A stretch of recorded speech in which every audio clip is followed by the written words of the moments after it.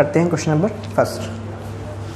कहता है coarse limited के बोर्ड ऑफ डायरेक्टर्स ने 30 जून 2021 को निर्णय किया कि 10 रुपये वाले 50,000 15% रिडीमेबल प्रेफरेंस शेयर को सामान्य संचय में से शोधन किया जाए। ठीक है, देखिए क्वेश्चन नंबर फर्स्ट है और आप समझिए कि इनके पास 50,000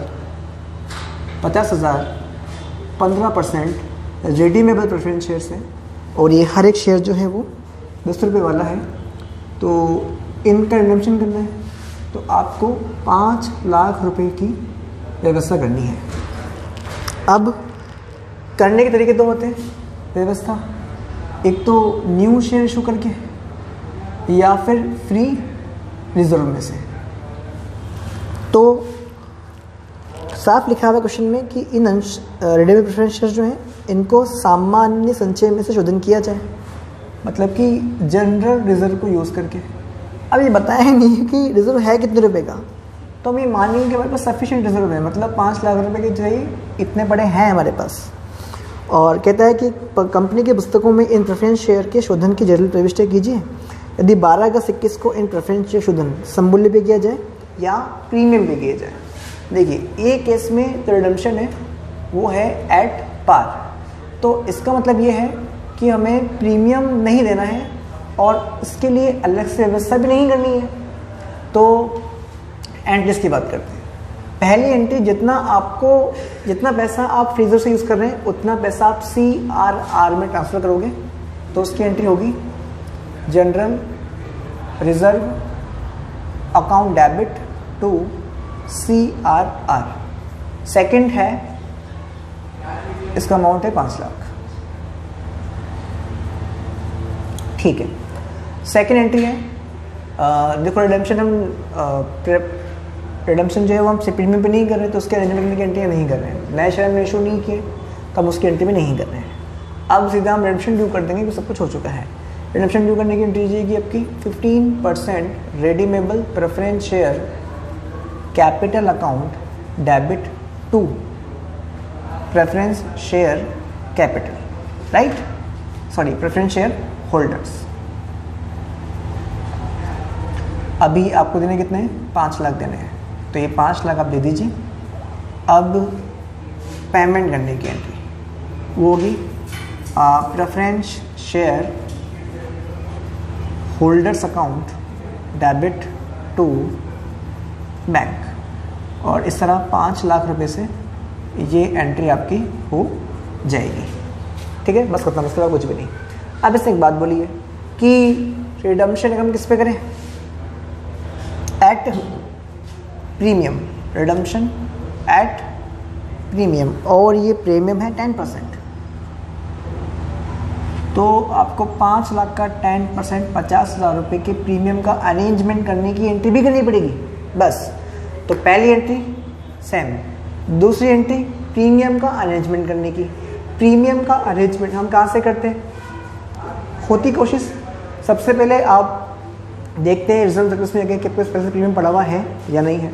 अगर प्रीमियम पड़ा हुआ नहीं है तो फिर आप नए शेयर इशू करते हो, क्या वो प्रीमियम पे इशू हो रहे हैं, वहाँ से पैसा आएगा प्रीमियम का, तो ऐसा कुछ है नहीं इसमें, तो बचा फ्री रिजर्व। तो आप मानिए कि जनरल रिजर्व में 5 लाख तो पड़ा है, इसके अलावा और पैसा भी पड़ा हुआ है, तो हम प्रीमियम की व्यवस्था जनरल रिजर्व से कर रहे हैं। उसकी एंट्री होगी general reserve account debit to premium on redemption of preference share, 50,000 रुपये से एंट्री पास हो जाएगी। अब जो हमारी इसमें सेकेंड एंट्री है वो थर्ड एंट्री हो जाएगी रिडम्पशन ड्यू करने की। एंट्री होगी preference 15% redeemable preference share capital account debit, और क्योंकि इस बार हम प्रीमियम भी दे रहे हैं इसलिए premium on redemption of preference share account debit to preference share holder. 5 lakh रुपए हम कैपिटल के देंगे, 50,000 हम प्रीमियम के देंगे, टोटल हमने 5,50,000 ड्यू किया। और जो थर्ड एंट्री है फोर्थ एंट्री हो जाएगी यहाँ पे पेमेंट करने की, और वो एंट्री होगी preference share holder account debit to bank, 5,50,000 रुपए। आई होप आपको ये फर्स्ट क्वेश्चन समझ में आया होगा। और अब हम आगे बात कर लेते हैं क्वेश्चन नंबर सेकंड। ये कहता है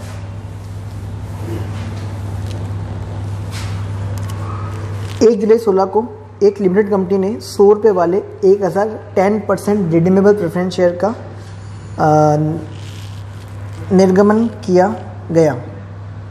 ओके, तो 1 जुलाई के दिन 2016 को शोधनीय अधिमान अंशों का निर्गमन किया गया।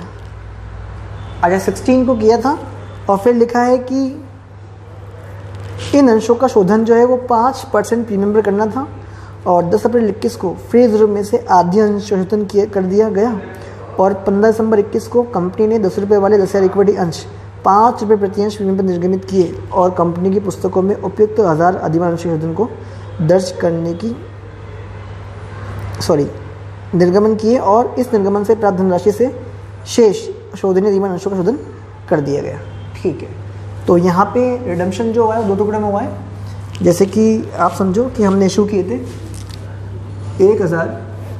10% रिडीमेबल प्रेफरेंस शेयर और ये एक शेयर जो था आपका वो 100 रुपये का था। तो आप समझिए कि आपको कहीं ना कहीं 1 लाख रुपए की आवश्यकता थी, लेकिन ये 1 लाख का रिडम्पशन एक साथ नहीं किया, 2 टुकड़ों में किया। पहला रिडम्पशन जो हमने किया वो किया 10 अप्रैल को, 10 अप्रैल 21 को, और दूसरा रिडम्पशन जो किया है हमने वो किया है 15 दिसंबर 21 को। अब वही जब रिडम्पशन करते हैं तो रिडम्पशन के 2 तरीके होते हैं, या तो न्यू शेयर इशू करके या फिर फ्री रिजर्व यूज़ करके।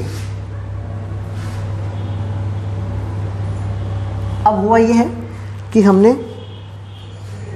10 अप्रैल 21 के दिन जो है फ्री रिजर्व में से आधी अंश शोधन कर दिया। फ्री रिजर्व यूज़ किया हमने, मान लो कि जनरल रिजर्व है वो, और आधे मतलब 50,000 अंशों का हमने शोधन किया। अब जाहिर सी बात है, हम 50,000 अंश शोधन इस तारीख को कर रहे हैं तो हमें प्रीमियम की रेट भी होगी। तो प्रीमियम कितना होगा? 50 से कितना परसेंट? 10% बोलो तो कितना? 5,000 रुपये। इसकी व्यवस्था कहाँ से करें? क्या पहले से प्रीमियम है? नहीं है। क्या नए शेयर इशू किए हैं उससे प्रीमियम आने वाला है? नहीं। क्या जनरल रिजर्व अब क्या बचा? तो फ्री रिजर्व से कम मिलोगे आप, तो इसकी व्यवस्था कहाँ से करोगे? जनरल रिजर्व से। चलिए, पहली एंट्री जितना पैसा रिजर्व से ले रहे हो रिडम्पशन के लिए, प्रीमियम के लिए नहीं, वो सीआर में जाएगा। Entry general reserve account debit to capital redemption reserve 50,000। उसके बाद आपको इस 5,000 के प्रीमियम की व्यवस्था करनी है। इसके लिए आप व्यवस्था करोगे जनरल रिजर्व से। एंट्री होगी general reserve account debit to premium on redemption of preference share 5,000 रुपये। फिर आप रिडम्पशन ड्यू करोगे 10% redeemable preference share capital account debit premium on redemption of preference share account debit to preference share holder 50,000 तो capital के, 5,000 premium के, total 55,000 रुपये हमने due किए और अब पे कर देंगे। Preference share holder account debit to bank 55,000। ठीक है सर, ये आधे शेयर तो रिडम्पशन हो चुका।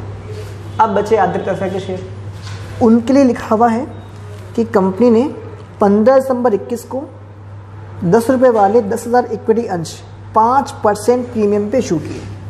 तो कंपनी ने 10,000 इक्विटी शेयर 10 रुपये वाले और 5 रुपये प्रति अंश प्रीमियम पे इशू किए। तो 5 रुपये प्रीमियम पे इशू किए। ठीक है सब। और इस निर्गमन से प्राप्त धनराशि से शेष शोधनीय अधिमान अंशों का शोधन कर दिया गया। ठीक है, अब देखो यहाँ पे शेयर इशू कर रहे हैं, फ्री रिजर्व से कुछ भी नहीं लिया अपन ने। हाँ, 1 लाख रुपये आ रहा है, आराम से 50 रिडम्पशन हो जाएगा। और गजब बात यह कि इस बार हम नया शेयर इशू कर रहे हैं और प्रीमियम पे इशू कर रहे हैं, तो प्रीमियम आ रहा है, तो हम उस प्रीमियम की व्यवस्था प्रीमियम से कर सकते हैं, कोई कड़ी बात नहीं है। चलिए, तो पहले ही एंट्री न्यू शेयर इशू करने कर देते अपन, वही पहले वाली, bank account debit to equity share capital and to securities premium. आप 10,000 शेयर इशू कर रहे हैं 10 वाले, तो कैपिटल के 1 लाख आने वाले हैं और 5 रुपये प्रीमियम है, 5 रुपये या 5% है, 5 रुपये प्रति अंश है, तो एक अच्छा खासा अमाउंट 50,000 रुपये का आपके पास आना है, ठीक है। और ये हो जाएगा 1,50,000 रुपये, इतना पैसा आ गया अपने पास। चलिए, दूसरी बात, हम इस बार फिर से कुछ भी ले नहीं रहे, तो इसलिए जनरल रिजर्व में ट्रांसफ़र कुछ भी नहीं करना पड़ेगा। और इसके अलावा आप समझो कि प्रीमियम का अरेंजमेंट करने की एंट्री, और इस बार वो अरेंजमेंट प्रीमियम से हो जाएगा, इसलिए जो एंट्री बनेगी वो होगी securities premium account debit to premium on redemption of preference share, and ये अमाउंट रहेगा आपका 5%, मतलब 5,000 रुपये, ठीक है। फिर सब कुछ हो गया है, तो अब रिडम्पशन ड्यू कर दीजिए, इनवाइट करो उन्हें, आओ ले जाओ पैसे तुम्हारे, तो 10% redeemable preference share capital account debit, premium है इसलिए premium on redemption of preference share account debit to preference share holder. 50,000 रुपये बचे हुए कैपिटल के हैं, उस पर 5,000 आपको प्रीमियम देना है, टोटल 55,000 का आपको इन्विटेशन देना है। तो अब बारात आएगी और दुल्हन ले जाएगी, मतलब होल्डर्स आएंगे और कैश ले जाएंगे, तो एंट्री होगी preference share holder account debit to bank, and total जितना हमने देना था पूरा अमाउंट लेके जाएंगे, 55,000 रुपये। तो इस तरह क्वेश्चन नंबर 2 हो जाएगा। आई होप वो समझ में आया होगा। अगर आपको ये वीडियो समझ में आते हैं, तो आपको ये मेरा प्रयास अच्छा लगता है, तो प्लीज़ हमारे चैनल को आप लाइक कीजिए, इस वीडियो को चैनल को सब्सक्राइब कीजिए, वीडियो को लाइक कीजिए, शेयर कीजिए अपने फ्रेंड्स के साथ में। Thank you so much. अब हम डिस्कस में क्वेश्चन नंबर 3 कहता है, मद्रास इंडस्ट्रीज लिमिटेड की अंश पूंजी का एक हिस्सा 100 रुपये वाले फुल्ली पेडअप 2,000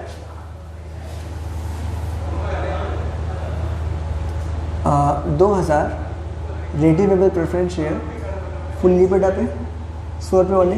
एक बात भी आप ध्यान रखना कि रिडम्पशन आप तभी कर पाओगे जब शेयर फुल्ली पेडअप हो, ठीक है।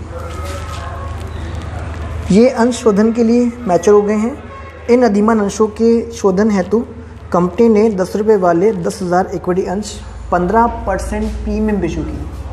आप समझिए कि आपको 2 लाख रुपये का रिडम्पशन करना है, व्यवस्था आप 2,000 से कर सकते हो, न्यू शेयर इशू करके या फिर फ्री रिजर्व में से।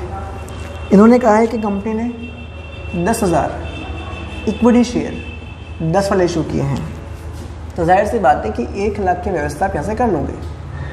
अब 15% प्रीमियम पे इशू किए हैं, तो ध्यान रखना कि इस इशू से आपके पास 1 लाख तो कैपिटल और 15,000 प्रीमियम के आएंगे, ठीक है। और इसके संपूर्ण धनराशि प्राप्त हो गई है। प्राप्त धनराशि में से शोधनीय अधिमान अंशों का भुगतान कर दिया गया। शेष राशि यदि आवश्यकता थी उसकी व्यवस्था हमने कहाँ से की? जनरल रिजर्व से। मैंने कहा हाँ जी बिल्कुल आवश्यकता तो है, क्योंकि रिडम्पशन अमाउंट कितना है? 1 लाख। यहाँ आया कितना? 1 लाख। हाँ सॉरी, रिडम्पशन अमाउंट कितना है? 2 लाख। यहाँ आया कितना? 1 लाख। सर 1 लाख क्यों? 1.5 लाख आया ना? सर 1 लाख क्यों? 1,15,000 आया ना, प्रीमियम का पैसा भी तो आया। जी नहीं, प्रीमियम के पैसे से रिडम्पशन नहीं किया जा सकता। प्रीमियम के पैसे से रिडम्पशन पे दे प्रीमियम की व्यवस्था की जा सकती है, लेकिन कैपिटल का रिडम्पशन नहीं कर सकते इस पैसे से, इसलिए 1 लाख ही आया। तो अब कितना बच रहा है? सर अब तो 1 लाख बच रहा है, तो आपको बचे हुए 1 लाख की व्यवस्था करनी है जनरल रिजर्व से, ये आपको ध्यान रखना है, ठीक है। चलिए, और एक लाइन लिखिए कि जो कि कंपनी की पुस्तकों में 1,20,000 रुपये दर्शाया गया है, तो सफिशिएंट अमाउंट है रिजर्व में, बल्कि भी से और बच जाएंगे हमारे पास, तो ठीक है। तो पहली एंट्री, जितना पैसा आपने रिजर्व से लिया वो CRR में ट्रांसफ़र करने की। एंट्री होगी general reserve account debit to capital redemption reserve and amount होगा 1 लाख रुपए। फिर आपने न्यू शेयर इशू किए हैं, उसे इशू करने की एंट्री करेंगे आप bank account debit to equity share capital to securities premium. तो 1 लाख रुपए कैपिटल के आएंगे, 15,000 प्रीमियम के आएंगे और इस तरह कंपनी के पास बैंक में टोटल 1,15,000 रुपये होने वाले हैं। थर्ड एंट्री आप करेंगे रिडम्पशन की व्यवस्था करने की, जो कि इस क्वेश्चन में नहीं होगी क्योंकि यहाँ पे जो रिडम्पशन है वो एट पार है। फिर आप बस ड्यू कर दीजिए। तो एंट्री आप करेंगे redeemable -% redeemable preference share capital account debit to preference share holder and amount आपका आने वाला है 2 लाख रुपये। एंड पेमेंट की एंट्री आप करेंगे fourth bank preference share holder account debit to bank. ठीक है, बस खत्म ये क्वेश्चन, इसके अलावा इसमें कुछ भी नहीं है। अब हम बात करते हैं क्वेश्चन नंबर 4 से। कहता है 31 मार्च 21 को फेयरवेल लिमिटेड का चिट्ठा इस प्रकार है एंड उपयुक्त चिट्ठे की तिथि को कंपनी अधिनियम 2013 के प्रावधानों की अनुपालना करने के बाद रिडीमेबल प्रेफरेंस शेयर का 10% प्रीमियम पर शोधन करना है। एक बार देखिए आपके पास प्रेफरेंस शेयर कितने के हैं, तो आपको समझ में आएगा कि इस क्वेश्चन में आपके पास 6% रिडीमेबल प्रेफरेंस शेयर है और यहाँ पे आपका जो एक शेयर है वो कितने रुपए का है, 100 रुपये का है और ये टोटल अमाउंट कितनी होती है आपकी 2 लाख रुपए होती है। ठीक है साहब, अब इस 2 लाख की व्यवस्था आप 2 तरह से कर सकते हो, न्यू शेयर इशू करके या फ्री रिजर्व में से। तो देखो फ्री रिजर्व में क्या पड़ा आपके पास, PNL पड़ा है 80,000 रुपये का, जनरल रिजर्व पड़ा है 180 का और प्रीमियम में पड़ा है 20,000 रुपये का। लेकिन ध्यान रखना है इस 20,000 के प्रीमियम से रिडम्पशन पे दे प्रीमियम की व्यवस्था हो सकती है, लेकिन कैपिटल का रिडम्पशन के लिए इसकी व्यवस्था नहीं, इसका यूज़ नहीं कर सकते हैं। ठीक है, अच्छा मैं रिडम्पशन जो करना था वो करना था 10% प्रीमियम पर। इसका मतलब हमें कहीं ना कहीं सिक्योरिटीज़ प्रीमियम की नीड है और नीड कितनी चाहिए 10%, मतलब 20,000 रुपये की नीड है और इसकी व्यवस्था कहाँ से हो जाएगी, सिक्योरिटीज़ प्रीमियम से ही हो जाएगी। तो कोई दिक्कत वाली बात नहीं है। हालांकि लिखा है इस हेतु कंपनी ने 1 लाख रुपए के इक्विटी अंश 15% प्रीमियम पर निर्गमित किए। तो कंपनी ने जो ये 2 लाख रुपए का रिडम्पशन करना है इसके लिए कंपनी ने न्यू शेयर इशू किए हैं और ये 1 लाख रुपए के इक्विटी शेयर्स हैं और क्योंकि ये 15% प्रीमियम पे इशू किए हैं इसलिए नो डाउट आपको सिक्योरिटी स्कीम के 50 रुपये और प्राप्त होंगे। तो कहने का मतलब है कि 20,000 प्रीमियम पहले बढ़ा हुआ था, 15 भी आ गया और हमें व्यवस्था करनी केवल 20 ही करनी है, तो आराम से व्यवस्था प्रीमियम से हो जाएगी। रही बात कैपिटल की, तो 2 लाख में से 1 लाख की व्यवस्था हो गई है, तो बाकी बचे 1 लाख। अब चाहे तो 80,000 PNL से, बाकी बचे 20 जनरल रिजर्व से कर सकते हैं या पूरे के पूरे 1 लाख जनरल रिजर्व से कर सकते हैं। मैं पूरे ले रहा हूँ एक साथ ही 1 लाख रुपये। ठीक है सर, उपयुक्त व्यवहार को दर्ज करने के लिए आवश्यक खाते खोलिए और शोधन के पश्चात कंपनी का चिट्ठा बनाना है। देखिए मैं भी एंट्री पे फोकस कर रहा हूँ, आप एंट्री पे ध्यान दीजिए। पहली एंट्री ये होती है कि जितना पैसा आप फ्रीजर से लेते हो उतना पैसा आपको CRR में ट्रांसफ़र करना पड़ता है और इस क्वेश्चन में आपने 1 लाख रुपये लिया है जनरल रिजर्व से, तो एंट्री बनेगी general reserve account debit to CRR 1 lakh रुपये से। फिर आप न्यू शेयर इशू कर रहे हो, न्यू शेयर इशू करने की एंट्री आपकी होगी bank account debit to equity share capital to securities premium. ये जो कैपिटल है कितने रुपए की आपकी 1 लाख रुपए की कैपिटल है, 15,000 से प्रीमियम है, टोटल कितना होगा 1,15,000 होगा। तीसरी बात ये है कि प्रीमियम की व्यवस्था करने की, और ये व्यवस्था आप कहाँ से कर देंगे, प्रीमियम से ही कर देंगे।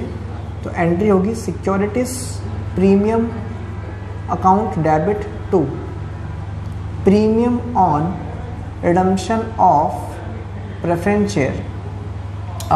20,000 रुपये की व्यवस्था करनी है आपको, तो ये एंट्री आप कर देंगे इस तरह से। और क्योंकि सब चीज़ें हो चुकी हैं तो अब ड्यू कर दीजिए रिडम्पशन। आप लिखेंगे 6% redeemable preference share capital account debit, premium है इसलिए premium on redemption of preference share account भी डेबिट होगा। और 2 प्रेफरेंस शेयर होल्डर, आप समझो कि कैपिटल के 2 लाख रुपए आप देंगे और प्रीमियम के 20,000 रुपये आप देंगे, टोटल आप 2,20,000 रुपये से इन्हें ड्यू करेंगे।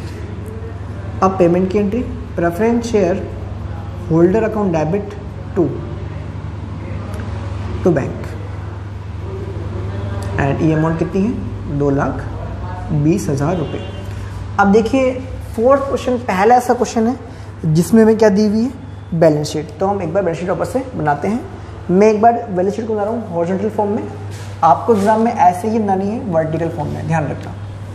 ठीक है सर, हम आगे बात करते हैं।